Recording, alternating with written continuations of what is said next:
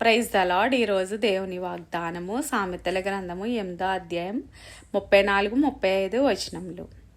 అనుదినము నా గడప యొద్ద కనిపెట్టుకొని, నా ద్వారబంధముల యొద్ద కాచుకొని, నా ఉపదేశము వినువారు ధన్యులు. నన్ను కనుగొనువాడు జీవమును కనుగొనును, యెహోవా కటాక్షము వానికి కలుగును. మనందరము కూడా జ్ఞానాన్ని వెతకాలి. జ్ఞానం ఎవరి దగ్గర ఉంది? దేవుని యొద్ద ఉంది. మనము జ్ఞానము సంపాదించుకోవడానికి మనము ప్రయాసపడాలి. జ్ఞానము బుద్ధి సంపాదించుకుంటే గనక మనందరము కూడా దేవుని రాజ్యంలోనికి ప్రవేశించడానికి అర్హులమై ఉంటాము. మనము జ్ఞానం కలిగి జీవించాలి. బుద్ధిహీనతను విడిచిపెట్టాలి. దేవుణ్ణి వెతకాలి. దేవుని రాజ్యాన్ని వెతకటమే జ్ఞానము సంపాదించుకోవడము.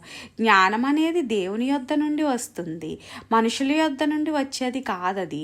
మనుషులు ఇచ్చేది కాదు, దేవుడిచ్చేది, దేవుడు అనుగ్రహించేది జ్ఞానము.